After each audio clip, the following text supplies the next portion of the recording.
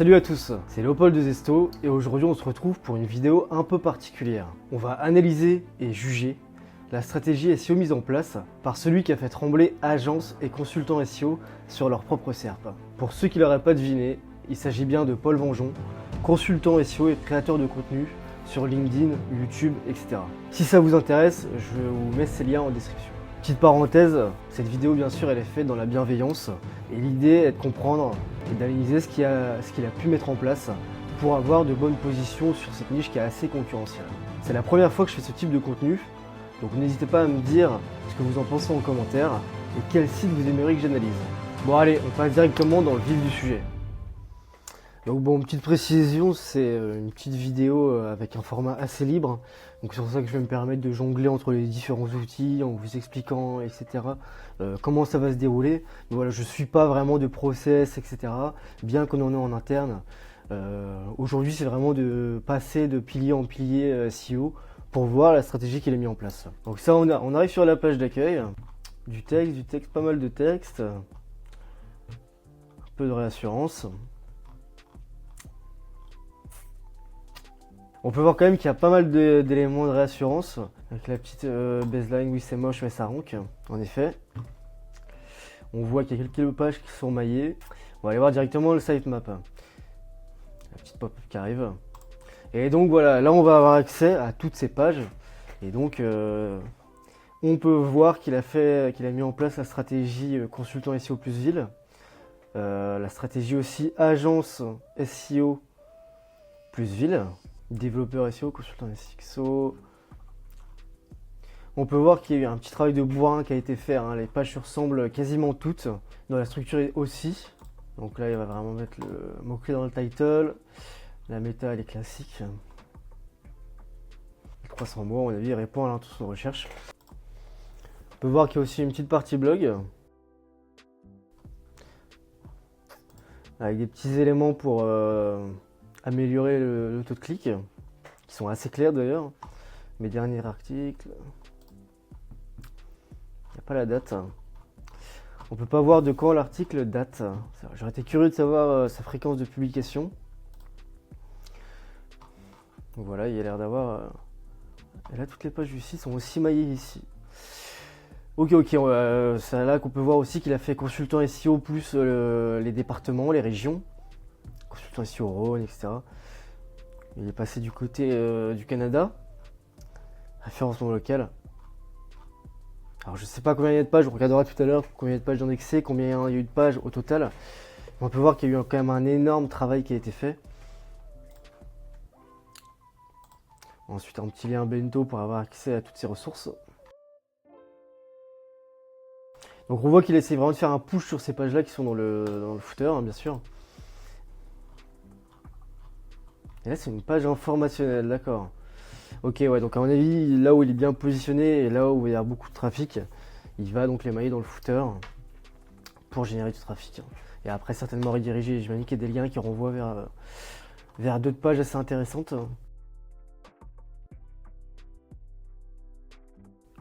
Bon, pour faire un petit bilan sur la strat, là déjà on se rend compte qu'il y a énormément de pages qui vont donc cibler, donc c'est la stratégie assez connue quand même, consultant SEO plus ville, consultant SEO plus département, consultant SEO plus CMS, etc. Donc la strat assez classique, on se rend compte que sa page d'accueil est quand même plutôt pas mal, dans le sens où elle va pas chercher à taper un mot-clé, hormis peut-être tryharder SEO, enfin je doute de la volumétrie de recherche, mais par contre là c'est sur vraiment l'image de marque, le branding, en plus des éléments de réassurance. J'ai pas regardé les technos, par contre ça peut être intéressant de le faire. Donc on voit qu'il est sur du WordPress avec Elementor. Très bien. On va directement passer sur SEMrush. Donc pour ceux qui ne connaissent pas, c'est un outil payant. Il y a d'autres alternatives. L'étude là on pourrait le faire aussi avec Ubersuggest. Donc en globalité on peut voir qu'il a 2200 de trafic. Voilà, on voit que ça n'a pas bougé tant que ça. Alors là je sais pas ce qui avait été fait. Peut-être un peu de pop-ads. Peut-être un peu de manip de CTR, je sais pas, peut-être que Paul nous dira dans les commentaires si c'est ce qui a été fait à ce moment-là.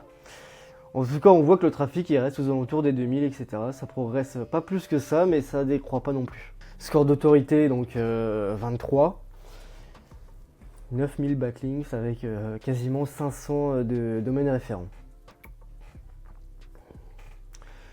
On voit aussi qu'il y a 865 mots-clés positionnés, donc ce qui est assez gros comme volume hein, de mots-clés positionnés. Après évidemment ce qui compte ça va être le classement de ces mots-clés, mais ça nous donne déjà un petit indicateur. Et on voit qu'à l'inverse de la courbe de trafic qui n'augmente pas, etc., on voit quand même que les mots-clés ont eu une belle progression. Le nombre de mots-clés positionnés, il y a quand même eu une belle progression, avec un pic en septembre 2024. Hein. Il y a eu quelques mises à jour Google depuis. Hein. On a tous été impactés, je pense, dans le milieu. Donc là, on va directement aller voir les mots-clés en détail. Hein. C'est aussi ce qui nous intéresse dans cette analyse, pas concurrentielle, mais de stratégie, etc. Évidemment, Paul Vonjon, on peut voir qu'il est en position 1 avec 390 personnes qu'il recherche mensuellement. Est-ce que ça n'a pas été manipulé? Je sais pas. Je sais qu'il a quand même une communauté qui est de plus en plus grosse. Et donc, ça ne me surprendrait pas plus que ça que son nom soit aussi tapé. En plus des consultants, des agences qui doivent souvent le taper également. Voilà. Donc, je trouve pas ça délirant. Ça ne m'étonnerait pas qu'il n'y ait pas eu de trafic dessus. Ou des choses pas très propres faites pour ça. Agence SEO, ça met qu'il est 4ème. On va analyser cette page-là parce que ça elle me semble assez intéressante quand même. Premièrement, à l'inverse de ce qu'on pourrait penser, c'est pas une page si commerciale que ça. En fait, c'est un classement des agences. Petite vidéo au départ, c'est que de plus en plus, à mon avis, les personnes cherchent aussi à tomber sur des vidéos. Donc c'est une très bonne idée de l'avoir mis en haut. Donc voilà, il est 4ème en ayant fait un classement. Donc il doit répondre d'une bonne manière à l'intention de recherche. Donc comme je le disais sur ces SERP qui sont très commerciales, donc agence SEO, agence web, etc., c'est pas rare de voir dans les top 10 des classements. D'ailleurs, il y a, je n'hésiterai pas spécialement, mais il y a pas mal d'agences qui ont créé d'autres sites sur lesquels ils font des classements, etc., qui fonctionnent bien aussi. Donc voilà, là il répond à l'intention de recherche. Certaines personnes veulent voir un comparatif et donc on voit que ça marche. Il est 4ème. Bon, l'agence Zesto n'est pas dedans, peut-être un jour. Donc voilà, là on voit que c'est quand même pas mal d'informationnel. Qu'est-ce qu'une agence SEO, etc. Il répond un petit peu au PA. Hein. Ok, donc là on peut voir qu'il y a quand même pas mal de mots. On est sur 2600 mots, donc c'est pas rien quand même. Hein, qui répondent donc à des questions. Pour ceux qui se demandent, l'extension, elle s'appelle Detail SEO Extension. Donc on a une vue sur le title, la métadescription, le slug. Le nombre de mots, etc. Ensuite, on peut aller un peu plus loin, le nombre de liens, etc. Donc voilà, on voit que la stratégie, là, elle a marché pour Agence SEO. Est-ce que c'est ce qu'il a fait pour toutes les pages? On va voir rapidement, parce que c'est quand même ça qui nous intéresse. Sur une requête aussi commerciale, à du coup 9000, quasiment 10 000 de recherches mensuelles. On voit qu'il prend du coup approximativement 300 trafics. Je pense qu'il y en a un peu plus. On va également réanalyser la SERP. Donc dans les résultats organiques. Donc là on voit que c'est un annuaire sortlist. Là on voit que c'est une page d'accueil. Là c'est pas sa page d'accueil. Humans non plus, c'est pas leur page d'accueil. Et donc là pareil, il y a un comparatif de sortlist.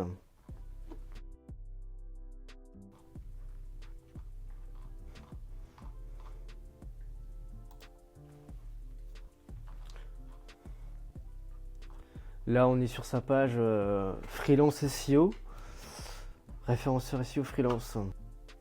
Donc là la petite vidéo qui propose de prendre contact avec lui directement. On n'oublie pas la conversion, très important. La petite table des matières qui commence du coup avec un comparatif pareil. Et là on reste sur de l'informationnel hein, bien sûr. On va retourner sur SEMrush. Donc là comme je le disais on va aller voir le type de page qu'il a fait pour être positionné 1 sur Agence SEO Le Havre. On voit qu'en termes de volume, c'est pas énorme. En termes de concurrence, c'est pas énorme. Maintenant, il faut quand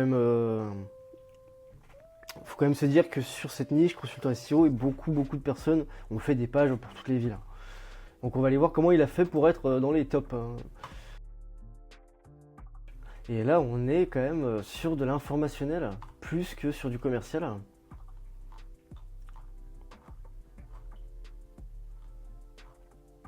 C'est assez impressionnant, donc il met son comparatif d'agence beaucoup plus bas. Et ensuite on reste sur de l'informationnel. La partie pour convertir est vraiment tout en haut. tout se joue là-dessus en fait. Hein. Donc je comprends pourquoi sur certains endroits, sur certaines pages, il a mis une vidéo pour convertir. Parce que d'un point de vue conversion, je sais pas trop si ça le fait. À lire l'article jusqu'au bout, puis là on voit quand même un autre élément de conversion. Donc peut-être que ouais, ça doit convertir quand même. Hein. Freelance SEO Montpellier, ça doit être la même strat, on va quand même aller vérifier.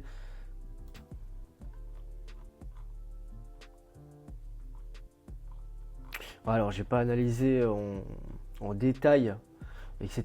Mais j'imagine que c'est une stratégie un petit peu de texte à trous, sans parler de content spinning. J'imagine que toutes les pages consultants plus villes se ressemblent un petit peu dans le contenu. L'intention de recherche est la même et là on retrouve exactement la même section. Pour la conversion, donc très bien, ça rank, ça fonctionne. Donc assez intéressant, la stratégie elle est simple. On voit quand même qu'il fait beaucoup de texte. Si on utilise l'outil SEMrush pour voir le nombre de mots qu'il faudrait mettre à peu près, et on va voir, donc là je vous montre un outil sur lequel on va pouvoir voir le nombre de mots approximatifs qu'il y a dans le top 10. Nous, on dirait c'est comme ça qu'on fait pour savoir le nombre qu'il faut en moyenne. Ça donne un certain repère sans perdre de temps avec des extensions à voir page par page. Modification de SERP. Ah si, il est là, ok. Donc on voit qu'il a quand même respecté le nombre de mots moyens. Il n'est pas allé n'importe comment. Il n'a pas fait ça n'importe comment. On est sur une moyenne 2000. Donc on voit que c'est quasiment lui qui s'en rapproche le plus. Donc on se rend quand même compte qu'il est très très bien positionné avec son site. Sur beaucoup de mots-clés commerciaux, des mots-clés avec le terme SEO dedans, plus la ville, etc. Donc il doit avoir une demande assez importante de leads. Donc bon, on va pas s'éterniser encore, on va regarder une dernière page qui est consultant SEO Lille. Donc une page avec quand même 590 de volumétrie de recherche. Visiblement il serait bien positionné, on va quand même le vérifier parce que des fois ça peut très vite changer. Et il est premier, là il est premier. Il est premier avec donc, agence SEO Lille. Donc là on a le comparatif, il répond complètement à l'intention de recherche. Et là on est sur du qu'est-ce qu'une agence SEO Lille, du texte à trous complètement. Là le classement des agences. Et là, juste en dessous, on a la page consultant SEO Lille, freelance.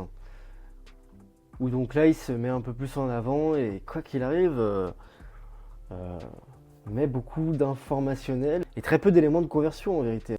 Choisir consultant SEO Lille, qui est maillé. On regardera tout à l'heure l'arborescence qui a été mise en place, mais en fait on voit qu'il a quand même volontairement créé des pages pour pusher ce qu'on appelle un petit peu un cocon sémantique, c'est-à-dire qu'ils vont créer une page, on a une page, et autour de cette page-là, ils vont créer plusieurs autres pages qui va pousser celle-là. Prix tarif d'un consultant SEO Lille. D'accord, ok, je comprends ce qui a été fait, donc on est sur du cocon sémantique. Si je me trompe pas, c'est complètement cette stratégie, et c'est certainement pour ça qu'il est dans les premiers, parce que de une, ça répond parfaitement à l'intention de recherche. De deux, les gens au-dessus doivent passer un certain temps à lire ce qu'il y a dessus. Au final, ça doit convertir, ça doit convaincre. Et en plus de ça, elle est bien maillée, elle est mise en avant par d'autres pages qui la push, qui doivent être d'ailleurs aussi bien positionnées, vu que ça va être des mots-clés. Choisir son consultant SEO à Lille, je sais pas quel est le mot-clé, mais j'imagine que qu'en mettant ça, il doit apparaître dans les premiers. Donc ce qui renvoie des bons indicateurs à Google. Ce qui m'intéresse maintenant, ça va être de voir le nombre de pages indexées. Donc pour ceux qui ne l'ont pas, l'astuce, il faut faire site de points et là vous mettez le site derrière, comme dans l'URL. On clique sur outils et donc on voit environ 386 résultats. Donc là on en sait un petit peu plus sur le nombre de pages positionnées. Voilà, donc on voit que c'est assez colossal le nombre de pages. On voit qu'il a fait aussi selon les industries, les secteurs d'activité. Point important à voir, c'est de regarder aussi depuis quand existe le site. Donc là, on voit qu'il existe depuis à peu près... on peut voir qu'il existe à peu près depuis avril 2021, mars 2021. Donc il commence à avoir quelques années, il n'a pas 6 mois, donc voilà. Bon, donc du coup, avant de rentrer un peu plus dans le détail sur l'autorité, les backlinks, etc., on peut faire un petit point sur ce qui a été fait, la stratégie elle est bonne. Il a fait donc tous les mots-clés SEO possibles, en maillant du coup la page, en faisant un cocon sémantique, donc en faisant la page principale avec un mot-clé qui vise, et puis quelques pages en dessous qui vont donc envoyer du jus vers la page principale. Sur toutes ces pages qu'il a fait commerciales, on se rend compte aussi qu'il a quand même couplé donc l'informationnel et le commercial, donc l'intention. Et donc on a des comparatifs, on a des FAQ, on a les questions que les personnes vont se poser autour de ce mot-clé. Et donc voilà comment ça fonctionne. On analysera tout à l'heure donc comment sont remplies les métadonnées, donc la balise titre, la métadescription, la structure à chaîne. J'imagine qu'elle est plutôt bien faite, sinon il ne serait pas dans les top positions sur la plupart de ces mots-clés. Maintenant, il faut quand même savoir que même si tu fais tout bien sur ton site, que tu fais des centaines et des centaines de pages en respectant donc les bons mots-clés, en respectant le nombre de mots qu'il faut, en faisant un bon maillage, etc. Ça ne sera pas suffisant pour arriver dans le top position si tu es sur une niche concurrentielle. Donc par niche concurrentielle, ici on est en plein dedans, SEO, il y en a plein d'autres, il y a donc les assurances, tout ce qui est CBD, tout ce qui est casino, voyage, etc. Il y a énormément de niches concurrentielles. Ici, ce serait donc pas suffisant s'il avait juste fait ce travail de rédaction, de stratégie de mots-clés et donc de maillage interne. Donc ce qui va être pertinent maintenant, c'est de voir ce qu'il a fait d'un point de vue autorité, donc en termes de backlink. Donc on va regarder ça tout de suite. Donc on voit 9000 backlinks, 492 domaines référents. Ce qui vous intéressait, c'est de regarder dans un premier temps les backlinks, ensuite les domaines référents, la qualité des domaines référents, et enfin les angles qui ont été mis, s'il a fait un peu de deep linking, etc. Je m'expliquerai tout à l'heure. Donc là voilà, ce qui va être intéressant, c'est de voir qu'il a 492 domaines référents. C'est un chiffre assez important. Maintenant pour la niche SEO, c'est pas tant que ça pour les positions qu'il a. Il a 9000 backlinks. Maintenant j'ai tendance à dire quand même que le nombre de backlinks, selon la qualité, etc., ça veut pas dire grand chose, hein, bien sûr. Donc là on va voir tout ce qui est encre. Pour expliquer un petit peu, il y a les encres optimisées. Donc une encre optimisée, ça va être par exemple un lien où dessus ça va être écrit agence SEO, consultant SEO, etc. Des mots-clés bien précis qui visent vers une page qui veut se ranker sur ce mot-clé-là. Ensuite, on a les encres semi-optimisées. Donc là, on va avoir un bout de phrase qui est autour de la thématique. Et ensuite, il y a les encres pas optimisées du tout. Donc ça peut être l'URL directement du site, ça peut être le nom de marque, on peut la qualifier comme semi-optimisée, mais on va dire qu'elle n'est pas optimisée, le nom de marque, et ensuite quelque chose qui n'a rien à voir, en savoir plus par exemple. Donc voilà, là on regarde les encres, donc on regarde le nombre de backlinks qui bouge pas tant que ça, on voit qu'il a fait un gros travail à ce moment-là, mais maintenant ça bouge plus beaucoup. Il doit faire ça assez naturellement, j'imagine. Et là, on arrive sur toutes les encres. On est quand même sur des encres assez qui sortent un petit peu de l'ordinaire. C'est assez impressionnant. Donc le Boomerang, Freeporn, etc. Celle-ci, on va pas s'éterniser dessus. Hein, on va pas faire semblant. C'est ce qu'on appelle du negative SEO, c'est-à-dire nuire un petit peu au site. Le negative SEO, aujourd'hui, j'ai jamais subi d'attaque, donc je pourrais pas trop en parler. J'en ai jamais fait, donc je pourrais pas trop en parler. En théorie, c'est pour descendre un peu le site, justement, en allant sur des thématiques un peu border. Là, c'est clairement un message qui veut être passé, j'imagine. Et puis la qualité aussi du lien, enfin du site qui vous renvoie un lien pouvait en tout cas avoir un impact avant. Aujourd'hui, j'ai pas l'impression. Sinon, sur les encres, on peut voir qu'il a beaucoup d'encres classiques vers son URL, la majorité. On peut voir qu'il a beaucoup d'encres vers sa page consultant SEO Lille. Ça doit être une page qu'il a cherché à quand même bien push. Hein.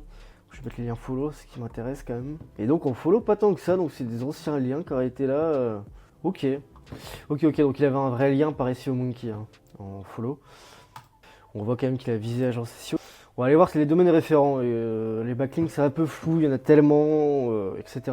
Donc ce qui nous intéresse c'est de voir le nombre de domaines référents là qui renvoient du jus avec du follow, hein, le mettre encore actif et follow. Au moins on aura tout ce qui vraiment envoie du trafic vers son site. Là il y a 110 backlinks qui sont envoyés. Enfin donc voilà, là on va regarder un petit peu les domaines, donc les sites concrètement qui envoient des liens vers le sien.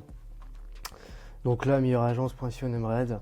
Donc là si je dis pas n'importe quoi, il me semble que c'est un sous-domaine de Nemred qui est une agence. ccibusiness.fr. Ça va être des pages voilà, où dedans il est référencé. Secret de moteur, toino.com. C'est un site qui me dit quelque chose également celui-là. Voilà, donc là on pourrait plutôt penser que c'est du guest blogging. On dirait pas que c'est des sites sur lesquels il a acheté des liens. Un truc russe. Bon ça je vais pas aller voir. Je trouve c'est pas volontaire. On revient sur les sites, on voit quand même qu'il a essayé de mailler les pages, ce qu'on appelle du deep linking. C'est-à-dire qu'il n'a pas tout envoyé les backlinks vers sa page d'accueil, mais également vers des pages bien précises. On va pas aller voir si l'encre est optimisée ou pas, mais ça pourrait être une stratégie de viser une page en particulier, de mettre une encre optimisée vers cette page-là en particulier, le petit digital.fr, etc. Donc bon, là, on va pas perdre plus de temps, on va aller directement sur Link Finder. Donc il y a un outil qui va vous permettre d'avoir un comparatif des prix des liens qui sont achetés. Il y a une extension qui existe, etc. L'outil n'est pas gratuit, mais il coûte pas grand-chose. Si ça vous intéresse, on a un code promo pour vous, Zesto, tout simple. Nous, ce qui va nous intéresser, c'est de prendre très concrètement son URL, d'aller sur analyse concurrentielle, et là, de taper. Et donc, on va voir les liens qu'il aurait achetés ou pas, et donc les liens qui sont, les sites qui sont sur les plateformes de liens. Et l'idée de cet outil, c'est au-delà de l'analyse concurrentielle, c'est de vous permettre de trouver les liens au meilleur prix. Vous allez avoir un comparatif. Donc là, par exemple, on voit que c'est des liens qu'il aurait pu acheter via des plateformes. Et donc, si on veut les acheter, on a le meilleur prix sur cet outil. Donc, on voit quand même que c'est sur des sites plutôt corrects, hein. Je pense notamment à journalducm.com, le petit digital, Manageo, mon expert digital. C'est des sites assez thématisés. Je suis numérique.fr, journal des notes. On voit d'ailleurs que c'est des liens qui coûtent relativement cher, hormis celui-là et celui-là. Et on voit quand même que c'est des liens qui sont assez qualitatifs. Donc on pourra aller dans le détail, voir exactement quel article, etc. Bon, ce qu'on va faire maintenant, ce qui va être intéressant, c'est que je vais vous montrer un autre outil, un de backlink, qui va vous permettre de voir sur un mot-clé précisément le nombre de backlinks que vous devez avoir pour pouvoir prétendre à être positionné dans le top 10. Donc je vais mettre du coup agence SEO. Donc bon, pour la petite précision quand même, tous les backlinks ne se vaut pas, tous les domaines référents ne se vaut pas non plus. C'est pour ça que là, il faut prendre ça avec des pincettes. En vérité, on voit ici par exemple, il y a 365 RD qui renvoient vers Eskimos, ici 36 vers Humans. Potentiellement qu'ils n'ont pas la même puissance. Si vous avez un lien qui vient du Figaro et un lien qui vient d'un site de vente de liens à 10 €, l'impact ne sera pas du tout le même. Voilà, donc là on peut voir à peu près combien ils ont de RD au total qui renvoient vers leur site et vers cette page précisément. Donc là on voit qu'SEO.fr c'est un travail énorme, en tout 1600 quasiment, 700 vers la page en précisément. Et donc si on regarde Paul Vengeon, il n'y a que 4 RD qui renvoient vers cette page. En effet, c'est pas la page d'accueil. Donc à mon avis, il a fait ce qu'on appelle du deep linking. Et par contre, vers son site précisément, il y a 411 RD. Ce qu'on peut faire maintenant, c'est regarder les RD vers cette page-là quand même. Donc je vais faire ça, ça.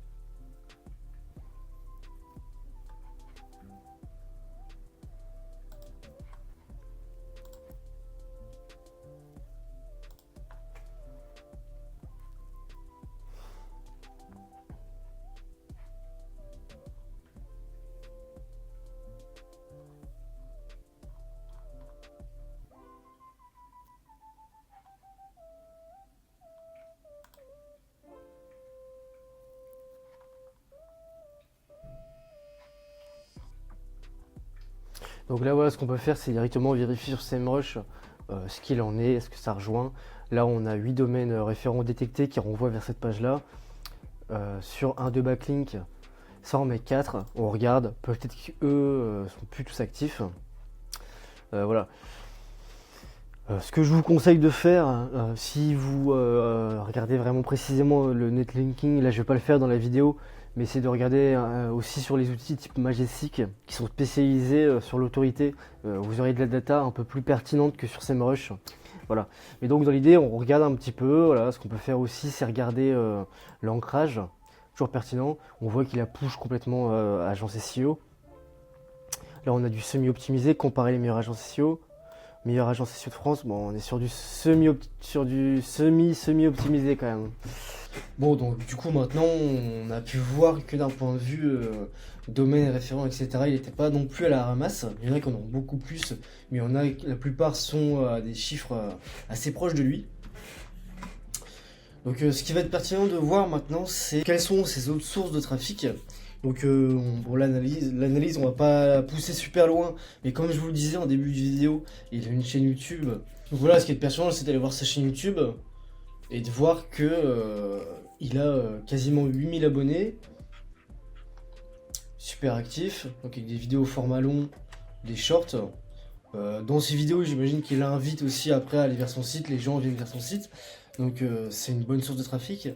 Je sais qu'il publie toujours sur LinkedIn, autre source de trafic. Il est certainement sur Twitter, je sais plus, mais ça doit être le cas. Donc voilà, on peut déjà dire qu'il y a une belle partie du trafic qui vient, en plus du référencement naturel, de ces réseaux sociaux. Donc ça, c'est quand même un bon indicateur pour Google. À l'inverse d'autres agences qui en face n'ont aucune communication sur leur nom de marque, n'ont pas de réseaux sociaux vraiment pertinents, etc. Lui, il ramène du monde avec ses réseaux sociaux. Deuxièmement, ce qui serait pertinent de voir, c'est est-ce qu'il fait du ads. Alors, je veux pas dire n'importe quoi, mais il me semble pas. Ça, on pourrait le vérifier s'il fait du Facebook Ads, enfin du Meta, du Google Ads. C'est quand même à creuser si vous faites l'analyse d'un concurrent, allez voir s'il fait du ads, si du coup il a une autre source de trafic avec Meta par exemple qui peuvent être impressionnants. En fait, ce qui va être important, c'est de trouver les autres sources de trafic. Comme on le disait, il y a les réseaux sociaux. Il me semble qu'il y a une newsletter. Ouais, on a pas mal de pop-up. On a plusieurs fois la pop-up qui s'est affichée. Donc la newsletter, c'est une autre source de trafic.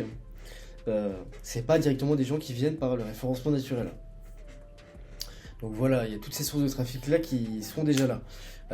Donc ça, c'est important de le voir. C'est ce qu'on va appeler le AAT en fait. C'est le fait que tu aies du trafic via d'autres moyens que Google. Voilà, donc très très important, avoir du trafic sur son site, avoir du monde qui se balade dedans, c'est pour Google aujourd'hui un des facteurs principaux, faut le savoir. Voilà. Il y a aussi son nom de marque, donc tout son personal branding est super important et ça va faire en sorte que Google considère son nom, donc Paul Vengeon, avec l'URL, comme une référence dans le domaine. Donc comme je disais, ce qui compte aussi de plus en plus, ça va être le nom de marque, qui va pour Google être considéré comme d'autorité s'il y a pas mal de recherches. Tout à l'heure on a vu qu'il y avait 390 recherches sur Google de Paul Vengeon. C'est déjà un bon indicateur pour Google. En plus de ça, il est quand même pas mal présent sur les réseaux sociaux. Il doit y avoir d'autres articles qui parlent de lui, d'autres sites qui le mentionnent, etc. Donc ensuite on va aller regarder le on-page d'une page qui a été optimisée. Toujours intéressant. Bien sûr, j'imagine que le on-page est plutôt bien fait. Donc là, consultant SEO, le guide métier. Donc je pense qu'il répond à l'intention de recherche qui est de savoir ce qu'est un consultant SEO ici. Et donc si on regarde la structure à chaîne, c'est parfait, il n'y a aucune erreur. On va aller sur une page un peu différente. Là, l'intention de recherche doit être plutôt commerciale. 100% freelance. Donc on voit là, on voit la meta title qui est optimisée pour le taux de clic, pour que les gens y cliquent et aient confiance. Donc on voit que là l'intention de recherche est différente directement dans les métadonnées. Donc le boulot est bien fait. La structure à chaîne, c'est pareil, je pense qu'il n'y a pas trop besoin de regarder. En théorie, il n'y a pas trop de problème.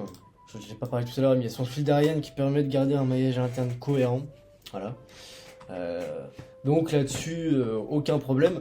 Ce qui va être pertinent là également, c'est d'aller voir sa fiche GMB. Est-ce qu'elle a une fiche GMB? Que c'est du référencement local, mais pour Google, c'est aussi un gage d'autorité et un gage de confiance. Donc voilà, on voit qu'il a une page Google My Business. Il y a 29 avis, ça renvoie évidemment vers son site.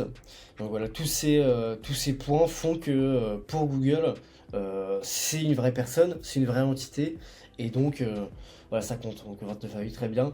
J'imagine que, je sais pas du tout de quelle ville il est, mais j'imagine que du coup, dans sa ville, il doit apparaître dans les top résultats si je tape consultant SEO. D'ailleurs, on voit que sa page n'est pas super optimisée. Volontaire ou pas, je sais pas, mais on pourrait mettre par exemple consultant SEO, Paul Vengeon, là rajouter des services, etc. Ensuite, on peut analyser rapidement les performances, la technique, etc. Je sais pas trop s'il est responsive. Bon, à savoir que sur du trafic, sur un site d'agence SEO, le trafic sur les pages commerciales va davantage venir de desktop, donc d'ordinateur, plutôt que de mobile. En général, c'est des gens qui sont à leur bureau, etc. Donc sur ordi, davantage que sur mobile.